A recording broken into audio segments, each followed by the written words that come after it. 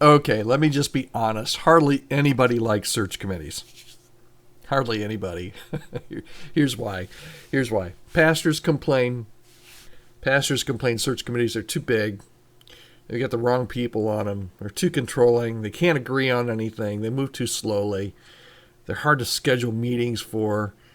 And those are just the pastor's complaints. I mean, candidates complain too. Search committees, they're hard to read. They don't communicate. They change their mind. They take forever to decide. But even the people that serve on search committees a lot of times don't like being on the search committee. It's the excessive meetings. It's the time away from family. It's dealing with that one obstinate person that always seems to find their way onto the search committee. It's the stress of deciding on such an important decision for your church. So a lot of times search committees kind of get a bad rap, but here's the truth. Love it or hate it. A team, whether you call it a search committee, whether you call it a search team, whatever you call it, hiring with a team is always beneficial. And we've worked with chemistry in our work at Chemistry Staffing. We've worked with a ton of churches and a ton of search committees over the years.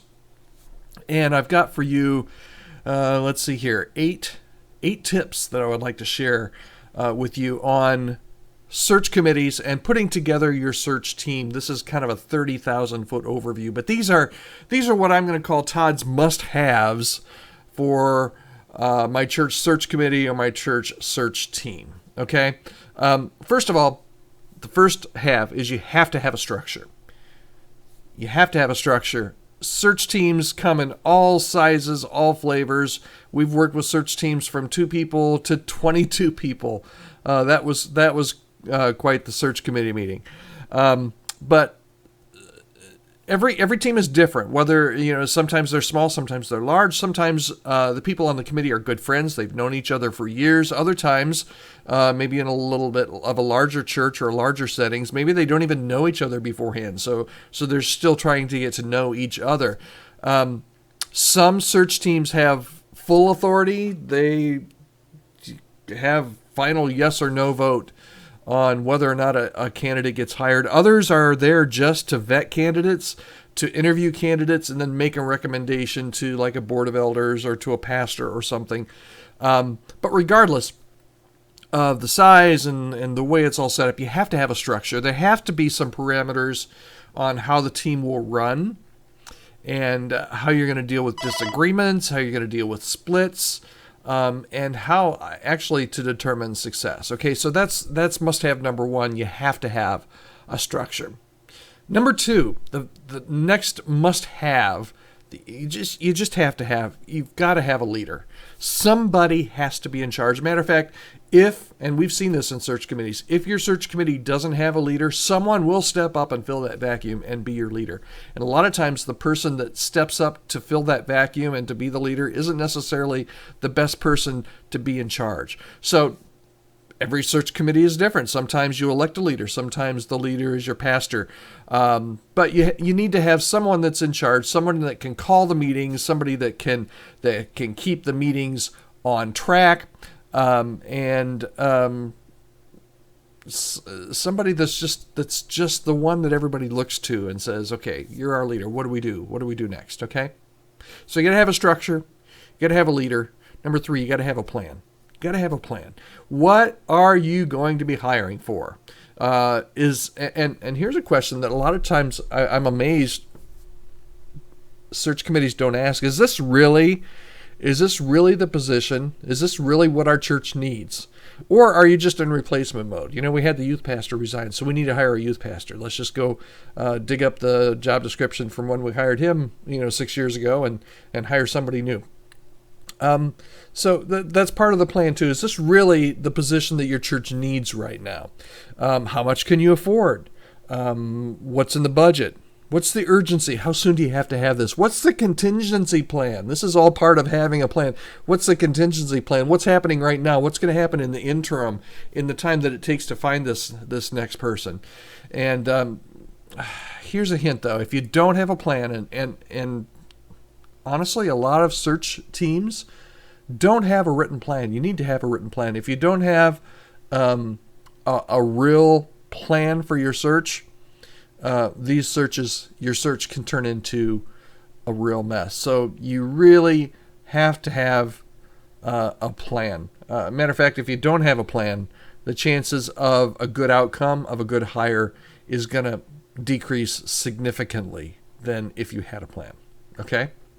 So you need to have a plan. Number 4, you need to have a timetable. No one knows how long it's going to take, but you need to have at least a timetable of how long do you want to be interviewing candidates? When do you have to have somebody on site to take this role? What's the timetable? How soon do you really need to have this person? What steps do you need to map out on a calendar, to make sure that you stay on course here? And then here's a helpful hint when it comes to having a timetable. Finding a staff member many times, not always, many times takes a lot longer than what most committees hope for or realize. So be prepared for that. We always kind of jokingly tell search committees, whether they're using a search firm like Chemistry Staffing or whether they're doing the search on their own, is whatever you have in your head as far as how long you think this is going to take, just times that by 2, maybe 2.5, because sometimes, not always, sometimes it does take a little bit longer. So you need to have a timetable. All right, we're on number 5 of 8. Thanks for sticking around. Hey, if you like videos like this, either on search committees or church staffing, or you're part of a church staff, hit subscribe. That will help you to find more videos like this from us in the future. Okay, must have number 5. You need to, please, you have to have a job description. This seems like kind of Search 101, but the number of search committees that don't have a written job description, have it in their heads, but they don't have a written job description, is amazing. Do not carbon copy the last one. Like I said, if you've got, say your worship pastor resigned and he was there for, let's say he was only there for 2 years. Don't go back 2 years and look at the job description that you used when you hired him or her 2 years ago.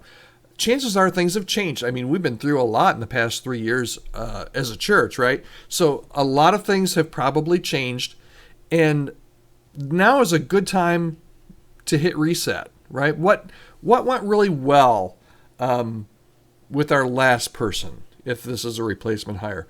Look at the job description. Did that person actually do this? Did they do something different that's not even on the job description? Are there things that we need to take out or things that we need to add in?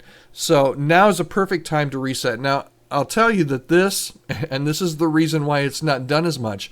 This is hard work. It's hard work, but it needs to be done. You just have to have that written job description, not only for your committee so that you are united, and we're going to talk about that in a second, so that you are united as a committee, but also there comes a point where your candidate is going to say, hey, can you give me a job description for this role? And that's not the time to be writing it, because if you wait and put it on paper when you're talking to a specific candidate, you're going to write that through the lens of that candidate. You want to write it through the lens of what the church needs rather than through the lens of an individual candidate. Okay, I said that we were going to talk about this, and this is must-have number 6. Must-have number 6 is you have to be united as a committee. This all goes back to one of the things I mentioned earlier about having a plan, but what do you do? What do you do if you've got a candidate, let's say you've got 5 people on your committee, and you've got a candidate, and you decide to determine whether or not to bring this candidate on staff at your church. 5 people on your committee, 4 people say yes, and 1 person says no. What do you do?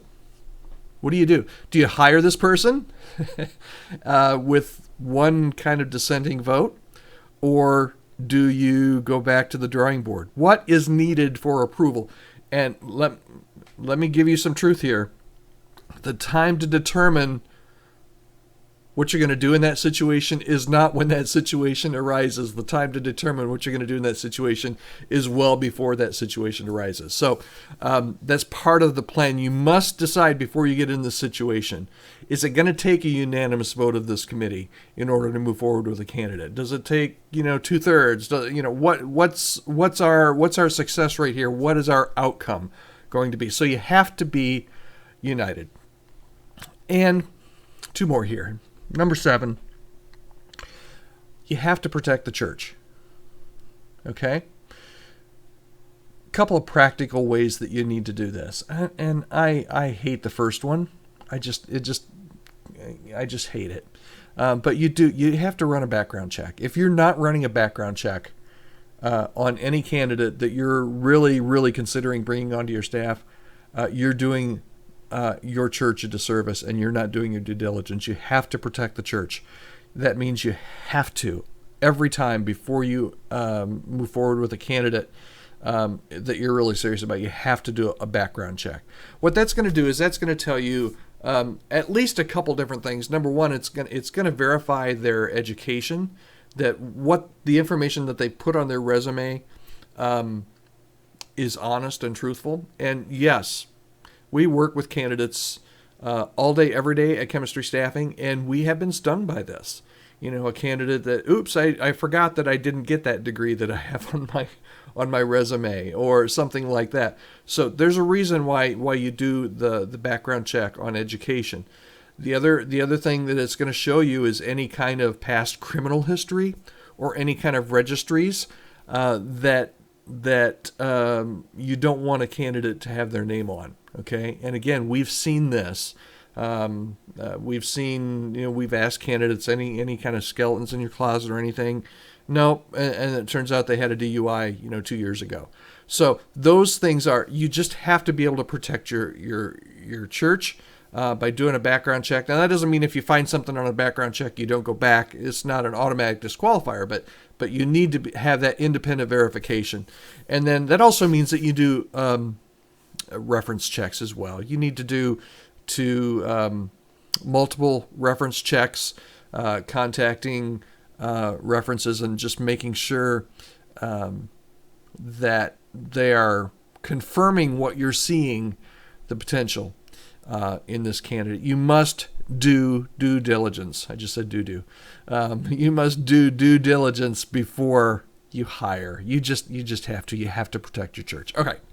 Number 8. This is the last one. You have to. We talked about having to protect the church. You also have to protect the candidate. Okay. If you're really, I hope that you care not only about your church, but that you do care about the candidate. We at Chemistry, we say every candidate that we talk to is special, they're unique, and they're valuable, and we really believe that.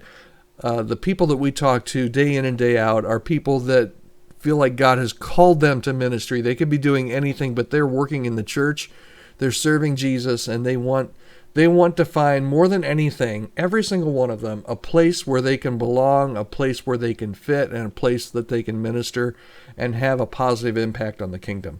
So think about not only protecting the church, but protecting the candidate. And here's what I mean by that.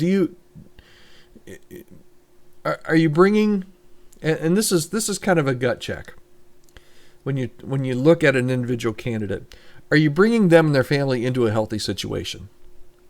Is your church healthy? Is it going to be a good environment for this candidate and his or her family? Now, it could be that your church might be a great environment for one candidate, but not a great environment for another candidate. But that's part of this protecting the candidate, right? You just ask yourself, if they're here, if this candidate and their family are here, is our church going to be, is our town, is our community going to be a healthy place for them? So that's one way that you protect the candidate. Number 2, in the way of protecting a candidate, are you paying enough? Are you paying enough? Are they going to be able to make a good livable wage? Or we say, we use the basses and trombones rule. That's one of the things we talk about at Chemistry. We got that from someplace. I don't remember where we got it, but we ripped it off from somewhere. But braces and trombones, are they going to be able to buy their kids braces and get them a trombone when they hit middle school and want to be in the band? That really helps you know, are you paying enough? Are they able to live in the community that you're asking them to minister in? That's becoming a growing concern in some areas. So are you paying them enough? Are you setting them up for success? Do you have the resources, both financially and just support-wise, to kind of help set them up for success? Here's another big question. Are you hiding key elements of your church or the position that they really, really should know about, but you just haven't kind of brought it up? Are there elephants in the room? Are there things that could cause some problems in the future that you're just not telling them? Here's what I want to tell you. There is, we talk to like I said, we talk to hundreds of candidates every week, candidates all day long, every day it seems like, which we love. But we hear a lot of stories about from the candidate side that said this just felt like a bait and switch. My last church felt like a bait and switch. They told me it was this, but it was really that. They said it was this, but it wasn't at all. It was more like this. They forgot to tell me this. Don't be a bait and switch church, please. Please. Here's the hint. Hiding things never ever ends up well. You're going to end up with a short-term staff member, and you're going to be setting yourself up to having to be on this committee again in another year and a half. You're going to have downtime. You're going to have the cost of another search on your hands, and replacement costs are expensive. And you're going to lose ministry momentum if you're not honest and protect the candidate during the search process. Okay, so just to kind of close this up here. We believe in you. We're on your side. We're also on the side of the candidates. And we really at Chemistry strive to help churches and candidates come together and find a healthy long-term fit. We think that candidates and churches, in order for really, really great ministry to happen, need to be together for at least 5 years. That's when the really cool stuff starts to happen in ministry.